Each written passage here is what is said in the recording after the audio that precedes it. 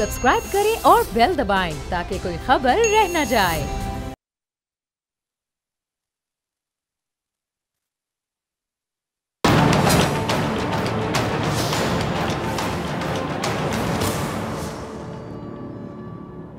अस्सलामुअलैकुम नाजरीन, मैं हूं डॉक्टर फिजा अकबर खान और मैं हूं पाकिस्तान और आप देख रहे हैं पाकिस्तान के सबसे बड़े न्यूज़ चैनल का नंबर 1 प्रोग्राम ऐसे नहीं चलेगा। नाजरीन, 5th जनरेशन वॉरफेयर, ये नाम आज के दौर में ज़बान ज़द आम है। ये 5th जनरेशन वॉर है क्या?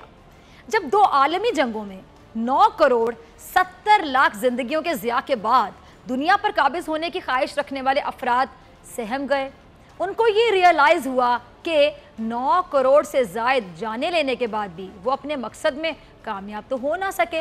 अगर ये सिलसिला इसी तरह चलता रहा तो जिस दुनिया पर वो हुकूमत का ख्वाब देख रहे हैं वो दुनिया ही शायद ख़त्म हो जाएगी। इसलिए फिर जंग की हिकमत अमली और तरीक़ाकार को तब्दील किया गया, जंगी अंदाज तब्दील किए गए। अब ज़रा गौर से सुनिएगा नाजरीन। कोल्ड वॉर मुतारिफ करवाई गई और इसके बाद 4th और 5th जनरेशन वॉर का ज़माना आ गया। ये जंग के वो तरीके हैं जिसमें सबसे पहले नज़रिए और बयानिए पर, किस पे? नज़रिए और बयानिए पर हमला किया जाता है। यानी जहन को सोची समझी साजिश के तहत तब्दील किया जाता है। आहिस्ता आहिस्ता, एकदम से नहीं, आहिस्ता आहिस्ता कहते हैं ना, थोड़ी थोड़ी डोजेस दी जाती हैं, आहिस्ता आहिस्ता ब्रेन वॉशिंग की जाती है। और जब आप किसी के जहन को फतह कर लेते हैं, काबू पा लेते हैं, तो वो खुद ब खुद क्या करेगा? वो आपके नज़रिए का गुलाम हो जाएगा। वो कहेगा क्या हुक्म है मेरे आका। आज दुनिया ये जानती है कि अगर जंग हथियार के जोर पर लड़ी गई तो फिर पूरी दुनिया का तवाजुन बिगड़ जाएगा। आज दुनिया में कई एटमी कुव्वतें हैं और अगर एक भी एटमी मुल्क अपने एटम बॉम्ब का इस्तेमाल कर ले तो सोचिए, इसका नुकसान सिर्फ उसके हरीफ मुल्क को नहीं बल्कि पूरी दुनिया के इंसानों को उठाना पड़ेगा। इसलिए आज के दौर में 5th जनरेशन वॉर को ही मुखालिफिन के लिए इस्तेमाल किया जाता है बेस्ट टूल के तौर पर। 5th जनरेशन वॉर में सबसे पहले आपका क्या तब्दील होता है जी? नज़रिया। रियासत से आपको बागी बनाया जाता है। मुल्क में खाना जंगी की सूरत हाल पैदा करने की प्रॉपर सोची समझी साजिश के तहत कोशिश की जाती है। और जब कोई भी मुल्क खाना जंगी का शिकार हो जाता है तो उसका हाल वही होता है जो शाम का हुआ, लिबिया का हुआ, इराक का हुआ। आज हम 5th जनरेशन वॉरफेयर में हैं। आज दुश्मन की हिम्मत नहीं है कि वो सामने से हम पर हथियार चला सके, क्योंकि दुश्मन जानता है कि उसका जवाब इतना भरपूर दिया जाएगा, इतना भरपूर दिया जाएगा कि दुश्मन दोबारा संभल नहीं पाएगा। इसलिए वो बयानिए और नज़रिए पर हमला करता है। कभी वो बलोचिस्तान के मासूम अवाम को भड़काने की कोशिश करता है, कभी वो मजहबी तौर पर फ़िरका वाराना फसादात को बढ़ाने की कोशिश करता है और कभी वो लसानियत के नाम पर कौम में तफरीक डालने की कोशिश करता है। और फिर उन फसादात को जवाज़ बनाकर ये साबित करना चाहता है कि आपके मुल्क के एटमी हथियार गैर महफूज हैं, मुल्क में दहशतगर्दी ज़ोर पकड़ रही है। अगर एटमी हथियार दहशतगर्दों के हाथ में लग गए तो पूरी दुनिया का अमन खतरे में पड़ सकता है। लिहाजा एटमी हथियार तल्फ कर लिए जाएं। ये दुश्मन की एक ऐसी कोशिश थी जिसे हर बार इस मुल्क की फौज ने कौम के साथ मिलकर खाक में मिला दिया। इसी 5th जनरेशन वॉर में भारत को कई महाज पर इसी तरह नाकामी का सामना करना पड़ा। बुरहान वानी याद है आपको? किसको भूल सकता है? उसकी मिसाल ले लें। बुरहान वानी मकबूजा वादी का पोस्टर हुआ करते थे, ऐसे ही इसको पोस्टर बॉय कहा जाता था। खाते पीते घराने से ताल्लुक, खुश शक्ल और पुरकशिश शख्सियत का मालिक नौजवान था। वो जवानी में ही उसने भारतीय फौज के खिलाफ अलमे बगावत बुलंद कर दिया और दुश्मन के खिलाफ जहां हथियार उठाया वहीं 5th जनरेशन वॉर के ज़रिए भी मकबूजा कश्मीर में आज़ादी की जिद्दोजहद को दवाम बख्शा। सोशल मीडिया के ज़रिए वादी के नौजवानों को भी बेदार किया और तमाम नौजवानों की हर दिल शख्सियत बन गया। बुरहान वानी इसी मीडिया वॉरफेयर की वजह से मकबूजा कश्मीर का फ्रीडम फाइटर मशहूर हुआ और आज़ादी की तहरीक में जो तेज़ी आई उसमें बुरहान वानी का यकीनी तौर पे एक बहुत बड़ा किरदार है। अच्छा नाज़रीन, इसी तहरीक ने जब जोर पकड़ा तो भारत इतना घबरा गया इतना घबरा गया कि उसने मकबूजा कश्मीर से आर्टिकल 370A का खात्मा कर दिया। और आज मकबूजा कश्मीर में कर्फ्यू का आपको पता है 31वां रोज़ है, 31 दिन। इस कौम ने दहशतगर्दी के खिलाफ बड़ी कुर्बानियाँ दी, किसी से ढकी छुपी बात नहीं। इस कौम ने अपनी फौज के साथ मिलकर दहशतगर्दी के उस जिन को बोतल में बंद किया जो पूरी को खा गया। और दुनिया के हालात अब जिस तरह तब्दील हो रहे हैं उसमें जंग का खतरा तो बढ़ता जा रहा है, लेकिन इसके साथ साथ 5th जनरेशन वॉर में भी तेजी आ गई है। अच्छा, इसे अब बदकिस्मती कह लें कि बदकिस्मती ये है कि हमारे मुल्क में कुछ ऐसे अफराद मौजूद हैं जिनको अल्लाह ने इज्जत दी, शोहरत दी, क्या कहते हैं, नाम दिया। वो इतने मशहूर हुए कि लोग उनको सुनने लगे या सुनना चाहते हैं, लेकिन आज वो लोग कौम में बिला जवाज़, मैं यकीन के साथ कहूँगी कि मायूसी फैलाने की वजह बन रहे हैं, डिसअपॉइंटमेंट फैला रहे हैं, सस्ती शोहरत के लिए इल्ज़ामात लगाते हैं, अटेंशन हासिल करने के लिए, यानी अटेंशन सीकर बन गए, अटेंशन हासिल करने के लिए ऐसे मफरूज़े बनाते हैं जिनसे कौम बेदिल हो जाए। आज DGISPR ने एक अहम प्रेस कॉन्फ्रेंस की, आप तमाम लोगों ने सुनी होगी। उसमें ऐसे कुछ अफराद को मुखातिब किया जो बग़ैर किसी खबर की तस्दीक के, बग़ैर किसी सबूत के, बग़ैर ठोस दलाइल के बस अपने ख्यालात का इजहार करते हैं, और अपने ख्यालात का ना सिर्फ इजहार करते हैं बल्कि इसको हकीकत की शक्ल देने की कोशिशों में इतने आगे चले गए कि कौम का मोराल डाउन करने की कोशिश करने लगे। ये ज़रा पहला क्लिप चलाइएगा DGISPR का। रज़ा, आपने मेजर जनरल आसिफ गफूर साहब, जिन साहब के बारे में बात कर रहे हैं, आजकल वो YouTube पर बहुत इन है, बहुत ज़्यादा इन है। वो अपनी हर वीडियो में ऐसे हक़ाइक़ बयान करते हुए दिखाई देते हैं जिनका हकीकत से यकीन जानिए दूर दूर तक कोई ताल्लुक ही नहीं होता। वो बातें एग्जिस्ट ही नहीं करती। वो ऐसी बातें करते हैं जिनसे इंसान को सिवाय मायूसी के, डिसअपॉइंटमेंट के, डिप्रेशन के कुछ नहीं मिलता। अल्लाह ने उनको नाम दिया, शोहरत दी, पहचान दी, लेकिन वो ऐसे नाजुक मरहलों पर इस किस्म की गैर संजीदा गुफ्तगू फरमा रहे होते हैं जिसकी वजह से मेजर जनरल आसिफ गफूर साहब को भी कहना पड़ा कि यार ऐसे नहीं चलेगा। आप खुद सोचें, हुकूमत से लाख इख्तलाफात सही, बेशक तनकीद करें, खुलकर तनकीद करें, बेशक आप बुरा भला कहें, लेकिन किसी हाल में तो इंसान खुश हो ही जाता है। कहीं तो इंसान कौमी यकजहती दिखाता है, कहीं तो इंसान इत्तेहाद की बात कर लेता है। मेरा किसी से, यकीन जानिए नाज़रीन, कोई ज़ाती इख्तिलाफ नहीं है।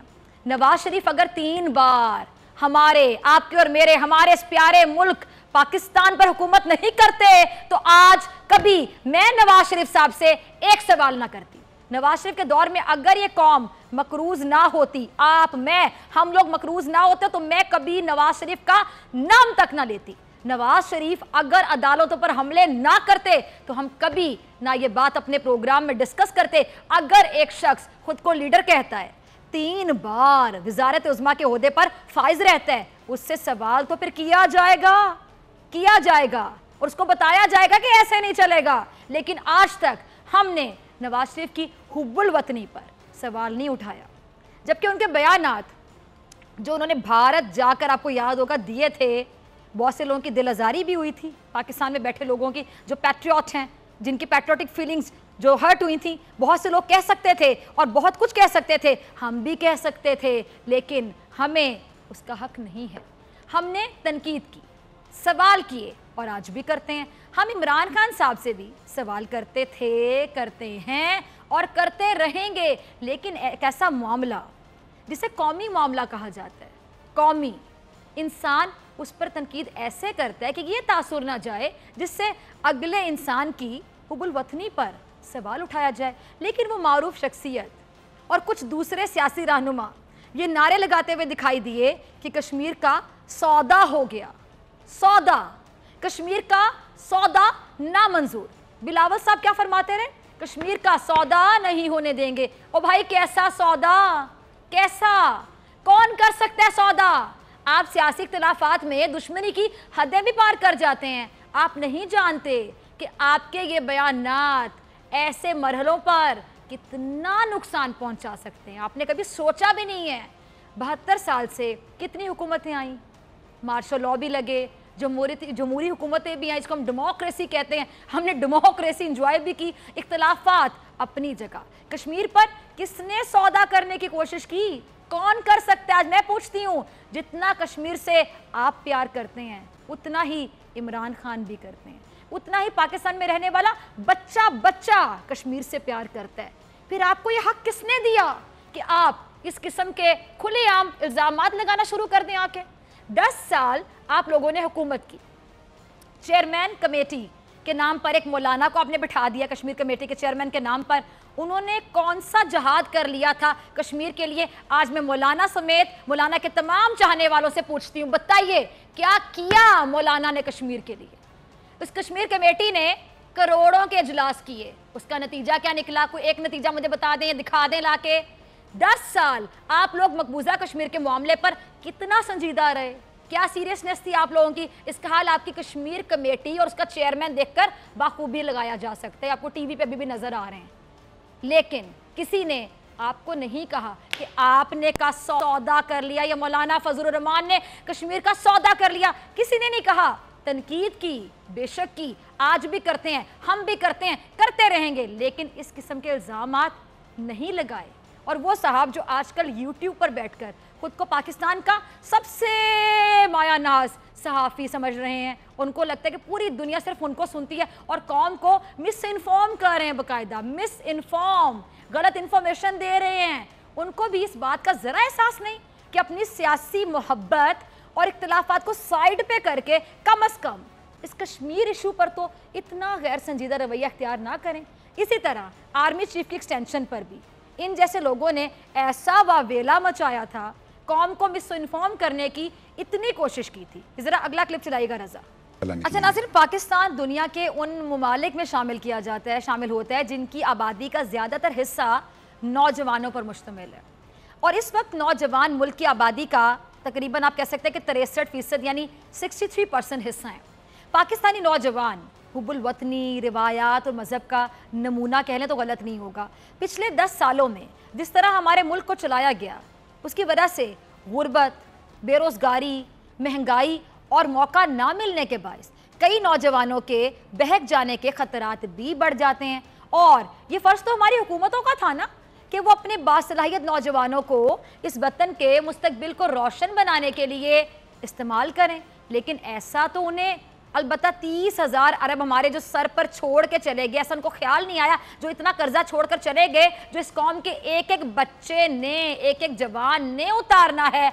अब जो लोग इस कौम को 30,000 अरब का मकरूज करके गए, उनके कुछ चाहने वाले शायद ये भूल चुके हैं कि मुल्क आज भी 5th जनरेशन वॉर में है, जहां इस कौम के नौजवानों के जहन को तब्दील करने के लिए दुश्मन सर तोड़ कोशिशें कर रहा है।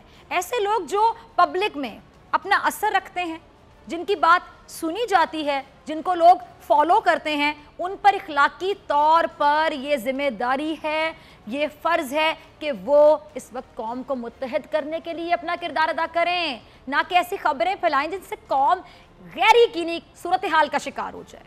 किसी भी जंग में सबसे ज़्यादा ज़रूरी क्या होता है?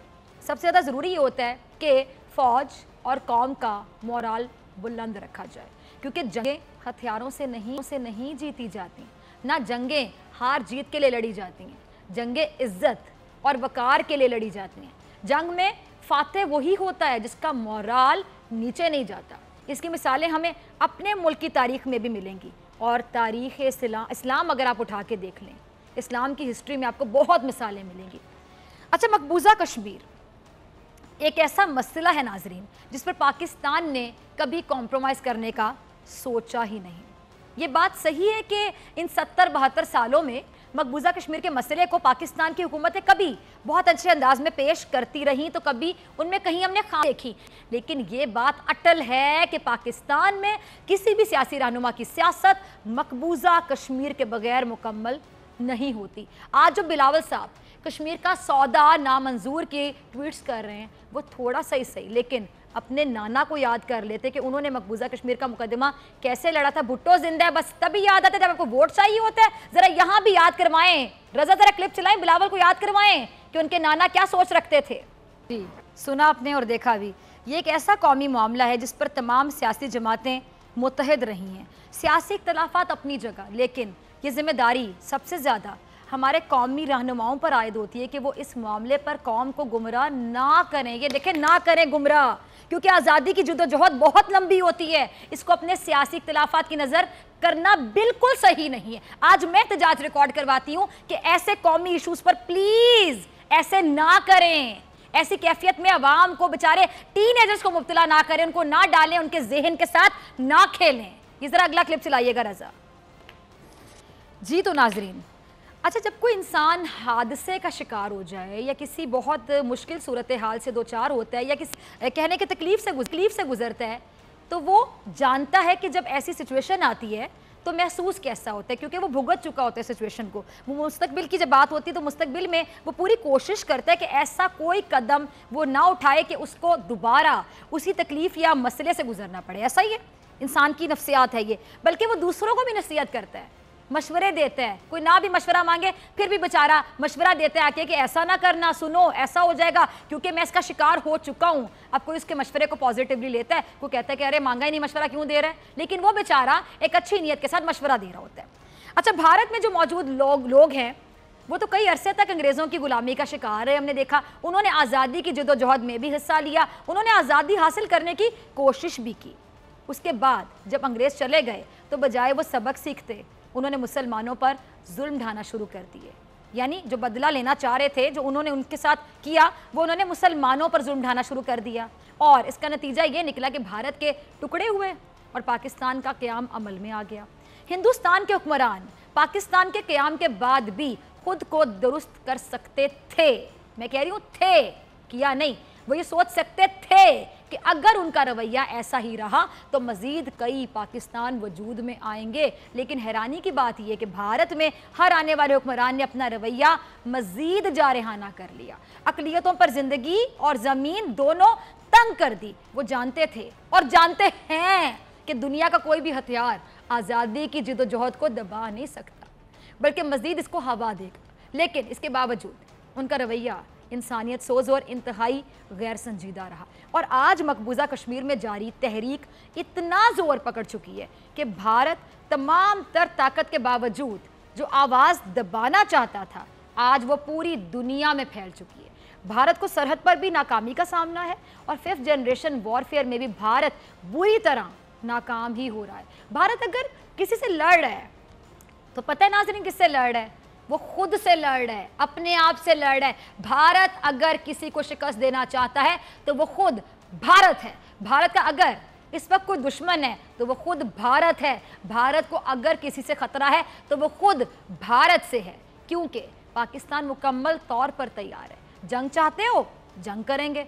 अमन चाहते हो, बात करेंगे। मकबूजा कश्मीर पर ना समझौता किया था, ना समझौता करेंगे। हम पहले अमन की बात करते हैं। पाकिस्तान ही वो मुल्क है जिसकी वजह से अमेरिका आज अफगानिस्तान से अमन मुज़ाकरात करने में कामयाब हुआ। लेकिन ये बात भारत को कोई समझाए, भारत को ये हजम नहीं हो रही, समझ आ रही है।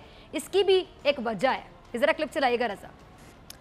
मेरा एक बार फिर ये भारत को मशवरा है कि अगर जंग ही लड़नी है तो आओ गुर्बत के खात्मे के लिए लड़ो, जहालत के खात्मे के लिए लड़ो, तालीम को आम करने के लिए जंग लड़ो, अपनी अक़लियतों को महफूज बनाने की खातिर जंग लड़ो, लोगों के तहफ़्फ़ुज़ के लिए जंग लड़ो, और कुछ नहीं तो अपने मुल्क में टॉयलेट्स बनाने के लिए जंग लड़ लो। तुम्हारे अपने मुल्क में टॉयलेट पूरे नहीं है यार, और तुम पाकिस्तान से जंग लड़ने की बात करते हो, ख्वाब देखते हो। तुम्हारे अपने मुल्क की अवाम, जनता एक बड़ी तादाद में सड़कों पर सो रही है, तुम जंग लड़ने की बातें करते हो पाकिस्तान से। तुम्हारे अपने फौजी छुट्टियों की दरख्वास्तें दे रहे हैं, तुम जंग लड़ने की बात करते हो पाकिस्तान से। हमारे मुल्क में किसी सड़क पे बैठे फकीर को भी हथियार पकड़ा दो और सिर्फ इतना कह दो कि भारत से जंग है, दिल्ली में घुस के मारेगा तुमको। और हम फैंटम नहीं बनाते, हम वाकई घुस कर मारने की सलाहियत रखते हैं। इसलिए जंग की बात इस कौम से करना बेकार है। मैं पूरे भारतीयों से आज मुखातिब हूं, तमाम भारतीय सुन लें, जिसकी तारीख जंगों को लड़ते और जंगों में फतुहात समेटते, अल्हम्दुलिल्लाह फतुहात से भरी पड़ी है। और दूसरा मशवरा मेरा ये उन तमाम बाइज्जत, मशहूर और नामवर हजरात के लिए قوم کو مس انفارمیشن دینا، مس انفارم کرنا بند کریں، تنقید کریں لیکن قوم کو مایوس نہ کریں، ڈس اپوائنٹ نہ کریں، کیونکہ جنگ تو اب بھی جاری ہے۔ دشمن آپ کی باتوں کو، آپ کے خیالات کو بنیاد بنا کر کسی بھی قسم کا پروپیگنڈا کر سکتا ہے اور کر رہا ہے۔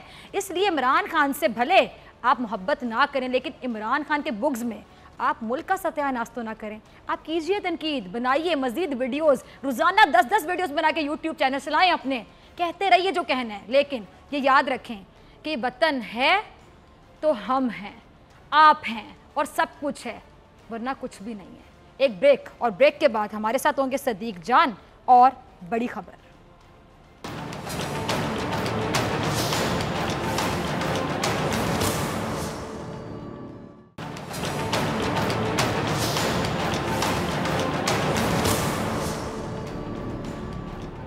ویلکم بیک ناظرین، آپ دیکھ رہے ہیں ایسے نہیں چلے گا، میں ہوں آپ کے ساتھ ڈاکٹر فیضا اکبر خان۔ اب کچھ بات کر لیتے ہیں ملک کے اندرونی حالات کی۔ عمران خان نے جس تبدیلی کا وعدہ عوام سے کیا تھا وہ آخر کہاں تک پہنچے اور وہ کب اپنی منزل مقصود تک پہنچ سکے گی؟ اپوزیشن کے الزامات اور مقدمات ایک جانب، لیکن عوام اپنی بے بسی کا رونا روئے تو آخر کس سے روئے؟ لگ یوں رہا ہے ناظرین سچویشن کو دیکھیں جیسے حکومت ملک میں بڑھتی ہوئی مہنگائی پر قابو پانے میں ناکام ہو گئی ہو، کیونکہ حکومتی ادارے مہنگائی میں اضافے اور روک تھام کے اقدامات پر قائمہ کمیٹی برائے خزانہ کو مطمئن کرنے میں مکمل طور پر ناکام ہو گئے۔ صحیح سنا آپ نے، ناکام ہو گئے۔ یہ ذرا فیکٹس آپ کے ساتھ شیئر کریے، پھر صدیق جان ہمارے ساتھ ہوں گے، مزید ان سے جانیں گے۔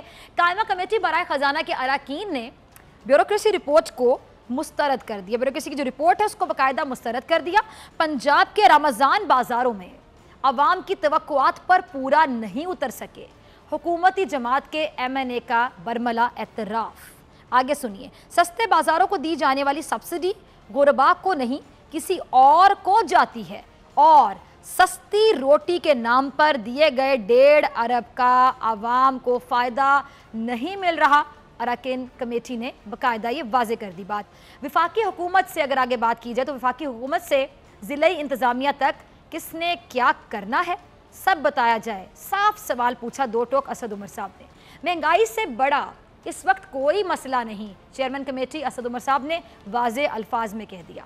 مہنگائی کے معاملے پر ناظرین حکومت کسی ایک ٹھوس موقف پر نظر نہیں آتی اور نہ ہی یہ امید نظر آ رہی کہ مہنگائی کو قابو کرنے کے لیے آخر وہ کون سے اقدامات ہیں جو تحریک انصاف کی حکومت کرنے کا ارادہ رکھتی ہے۔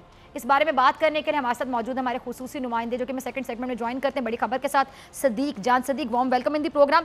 صدیق، پہلا سوال تو میرا آپ سے کہ آخر یہ چل کیا رہا ہے؟ بہت سے لوگوں کے ذہن میں سوال یہ آ رہا ہوگا کہ اسد عمر صاحب جو ہیں، جب آپ کو یاد ہوگا کہ آئی ایم ایف کے حوالے سے ان کے بڑے کامنٹس آئے تھے تو بہت سے لوگ کہتے تھے اچھا جی یہ تو اب خود منسٹر نہیں ہے، ان سے منسٹری چھین لی گئی، اور بہت سے لوگوں نے ان کو نالائق کا نہ جانے کیا کیا کہا۔ خیر اس پہ ہم ایک لمبی ڈسکشن نہیں کریں گے۔ بہت سے لوگوں کو یہ لگتا ہوگا کہ شاید اسد عمر صاحب اپنا بھی کوئی غصہ نکال رہے ہیں، لیکن مجھے لگ رہا ہے کہ وہ میرٹ پر سرزنش کر رہے ہیں، جس کی بھی کر رہے ہیں، پوچھ گچھ کر رہے ہیں۔ آپ کے پاس کیا خبر ہے؟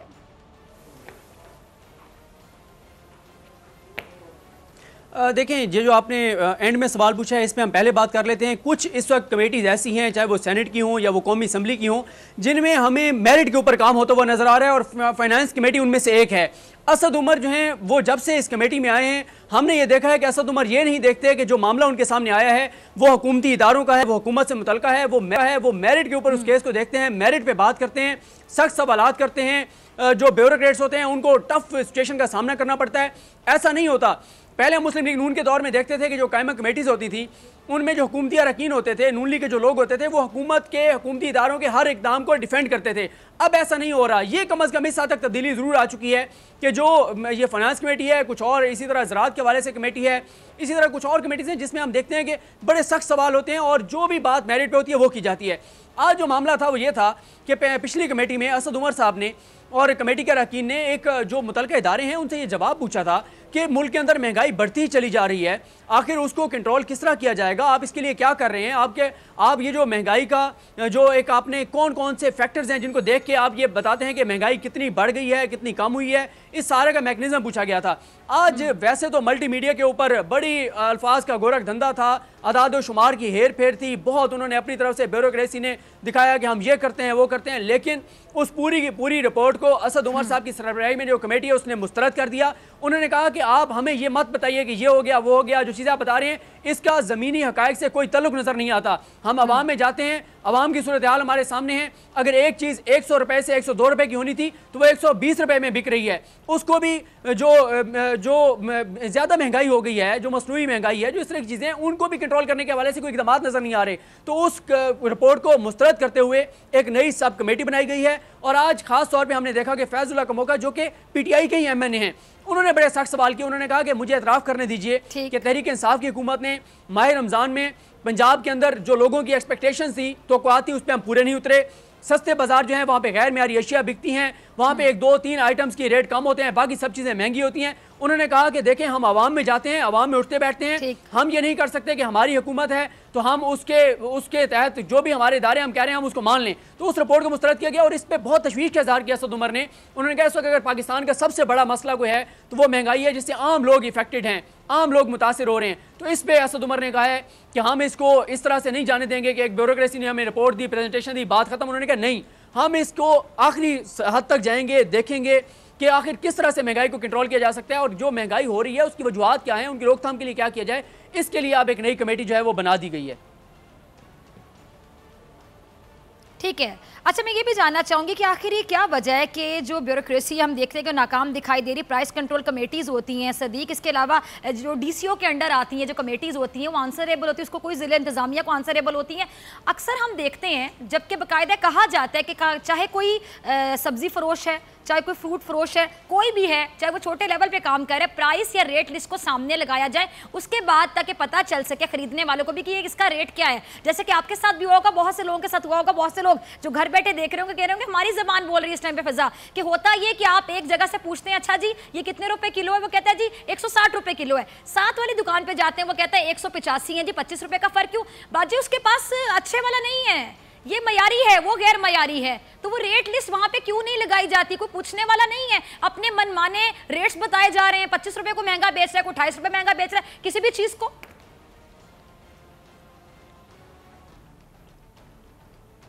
देखें ये बिल्कुल आपने ठीक बात की है। एक तो आज जो फैक्टर्स बताए गए उसमें उन्होंने बताया कि जो रुपया डिवैल्यू हुआ उस वजह से महंगाई बढ़ी, कुछ चीज़ें हुई, लेकिन ये कमेटी में पूछा गया कि चलें जिन चीज़ों का इंपोर्ट से ताल्लुक है, डॉलर से ताल्लुक है, उनका तो चलो रेट बढ़ा है, जिस हद तक बढ़ना था वो तो बढ़ना था, उससे तो कोई उसको नहीं रोक सकता जब डॉलर का रेट ऊपर गया है जितनी तेज़ी के साथ।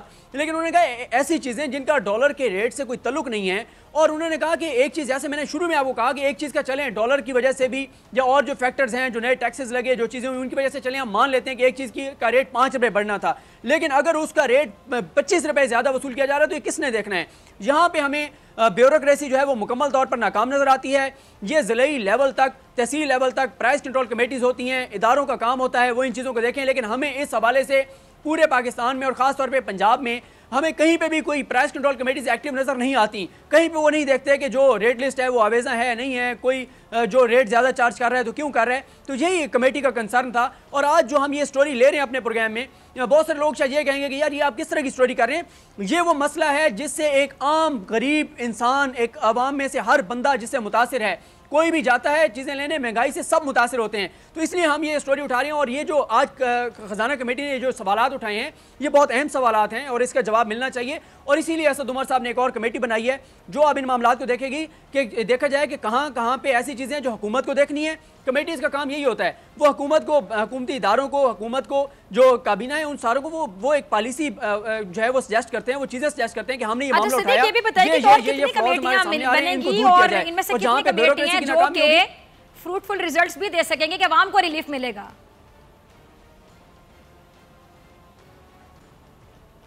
देखिए हम तो ये एक्सपेक्ट कर सकते हैं, बेहतरी की उम्मीद असद उमर साहब की इस कमेटी से कर सकते हैं। जैसे मैंने आपको बताया कि इसमें जो मामलात असद उमर के आने के बाद टेकअप किए गए हैं तो उसके ऊपर तो वो मेरिट के ऊपर काम कर रहे हैं। लेकिन अब ये एक ऐसा मसला है जिसके ऊपर बहुत जो है वो गौर व फिक्र के बाद, बहुत वर्कअप करने के बाद कुछ ऐसी पॉलिसीज़ बनाई जाएंगी, चीज़ें की जाएंगी। और ये एक जॉइंट जो है वो कोशिश होगी तो फिर है, ये एक कमेटी से या चंद लोगों से नहीं हो सकता। इसके ऊपर तो जैसे वो वज़ीर-ए-आज़म इमरान खान भी एहसास की बात करते हैं, गरीब आवाम की बात करते हैं, उनको भी इस हवाले से देखना होगा। ये आप देखते हैं कि ये कमेटी जो इस कमेटी के नीचे जो एक सब कमेटी बनाई गई है वो क्या रिकमेंडेशन देती है और उन रिकमेंडेशन पे हुकूमत और हुकूमती इदारे क्या करते हैं, उसके बाद ही कोई देखा जा सकता है कि कितना इसमें फ़र्क आया है या कितनी बेहतरी आई है। अच्छा ठीक है सदीक, आप एक और स्टोरी शेयर करना चाह रहे थे जो कि एक अहम स्टोरी जी, प्राइम मिनिस्टर साहब ने जो डिसीजन लिया विदड्रॉ करने का जो ऑर्डिनेंस को, मैं ये जानना चाहूँगी, चले वो तो एक डिसीजन है सामने आ गया, जब वो लिया गया था डिसीजन उस टाइम पे कौन ऐसे मुशीर हैं जो मशवरे दे रहे हैं, ज़ाहिरी बात महसूस हुआ कि डिसीजन ठीक नहीं है तो फिर वापस तभी लिया जाता है, यू टर्न तभी लिया जाता है, रिवर्स गियर तभी लगाया जाता है जब आपको लगता है कि हम सही डायरेक्शन पे नहीं जा रहे हैं। वो भी एक अच्छी चीज़ है कि अगर आप रिवर्स गियर लगाते हैं, यू टर्न लेते हैं, कई दफ़ा पॉजिटिव भी होता है कि आपको एहसास हो गया और आपने अपनी गलती मान ली, गलती सबसे होती है, इंसान है, हम फरिश्ते नहीं है। ये बताइएगा जो डिसीजन जब लिए जाते हैं, जब यू टर्न ले लिया तब तो चलिए आपको हिदायत मिल गई, जब वो डिसीजन लिया जाता है कौन से ऐसे मुशीर हैं जो मशवरा देते हैं? क्योंकि अगर हम हिस्ट्री उठा के देख लें, तारीख उठा के देख लें, बड़े बड़े बादशाहों को उनके मुशीर ले डूबे थे। सदीक जान, मुशीर जो इमरान खान साहब के इर्द गिर्द मंडला रहे हैं, क्या तमाम सही है, मुखलिस है खान साहब के साथ?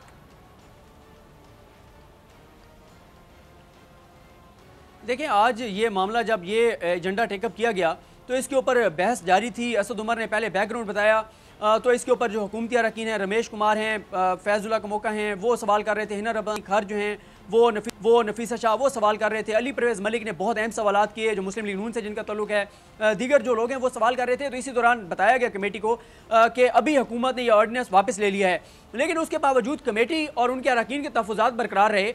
अली परवेज़ मलिक का और दीगर जो मेंबरान थे उन्होंने बहुत अहम सवालात उठाए। उन्होंने कहा ठीक है आपने ऑर्डिनेंस वापस ले लिया है, ठीक है, लेकिन आप ये बताएं कि ये फैसला आपसे कराया किन लोगों ने? क्या काबीना के अंदर वो लोग बैठे हैं जो कन्फ्लिक्ट ऑफ इंटरेस्ट है? और उन्होंने कहा कि जिन कंपनीज को अरबों रुपए का फायदा होना था उन कंपनीज के नाम सामने लाए जाएं, उन कंपनीज के डायरेक्टर कौन कौन हैं उनके नाम सामने लाए जाएं, और उन कंपनीज में से जो मौजूदा वफाकी काबीना है उनमें कौन कौन लोग हैं, कौन से मुशीर हैं, कौन से मुआमलीन खुसूसी हैं जिनका उन कंपनी से तल्लुक है, ताकि पता तो चले कि कौन लोग हैं जो वज़ीर आज़म को मिसगाइड करते हैं, इस तरह के फैसले उनसे कराते हैं। और एक बार कौम के सामने ये सारी चीज़ें आनी चाहिए और उन लोगों के खिलाफ कार्रवाई होनी चाहिए जिन्होंने इतनी उजलत में, इतनी जल्दी में ये ऑर्डिनेंस जारी करवाया कि ना आपने मुतलका वजारतों से कमेंट्स लिए, ना आपने वजारत कानून से पूछा, ना आपने दीगर जो मुतलका इदारे थे उनके कमेंट्स लिए, बल्कि आपने रातों रात एक ऑर्डिनेंस जारी कर दिया और 208 अरब और टोटल ये कोई उसका ऊपर जो मिला के इंटरेस्ट मिला के और 300 अरब रुपए तक आपने माफ़ कर दिए। अब उसी चीज़ के ऊपर गए हैं जो मीडिया के ऊपर भी कहा जा रहा था कि आप अदालतों को कहें, आप चीफ जस्टिस ऑफ पाकिस्तान से बात कीजिए, आप चीफ जस्टिस साहिबान से बात कीजिए कि जो केसेस पेंडिंग हैं, जो रुके हुए हैं, स्पेशल बेंच बनाए जाए जैसे साकिब निसार साहब ने टैक्स के हवाले से बनाया था, और वो बेंचेस सुने, फैसले करें। और जो आवाम से पैसे वसूल किए गए, 405 रुपए हर यूरिया खाद की बोरी के ऊपर वसूल किया इन फर्टिलाइजर कंपनियों ने, लेकिन उनको हुकूमत ने माफ़ कर दिया। तो अब ये ऑर्डिनेंस तो वापस हो गया है, लेकिन कमेटी अरकान जो हैं, जो कमेटी है उनके तहफ़्फ़ुज़ात बरकरार हैं। उनका मुतालबा यह है कि आपने ऑर्डिनेंस वापस ले लिया, बहुत अच्छा किया, लेकिन आप उन लोगों को भी सामने लाइए जिनके कहने पर यह ऑर्डिनेंस जारी किया गया था, और पता चलना चाहिए कि कौन लोग हैं जो माफियाज के हाथों में यरगमाल बने हुए हैं और हुकूमत की काबीना के अंदर बैठे हुए हैं। जानना चाहती हूं, जरा आप बताएं, आप वहां पर होते हैं शहर इक़्तिदार में, तमाम खबरों पे आपकी नजर होती है, बताइएगा कि क्या जो नाम मांगे गए, चले नाम तो मांग लिए गए, क्या वो मंजर आम पर आएंगे? और अगला सवाल कि अगर मंजर आम पर आ जाते हैं तो क्या होगा फिर?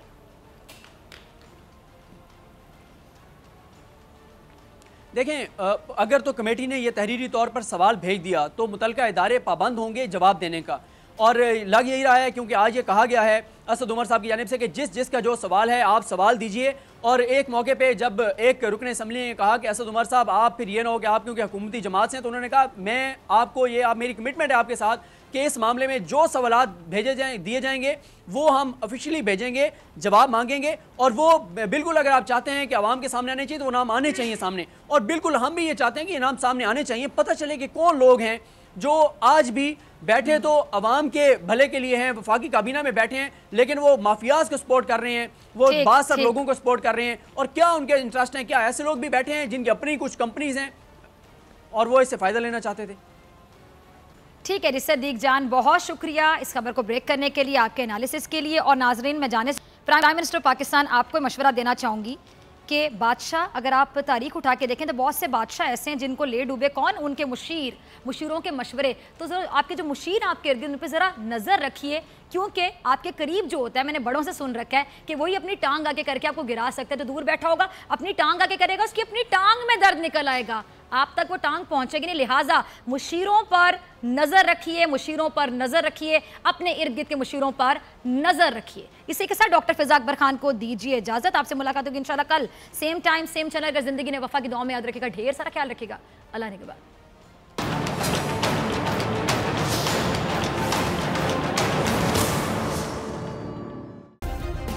سبسکرائب کریں اور بیل دبائیں تاکہ کوئی خبر رہ نہ جائے.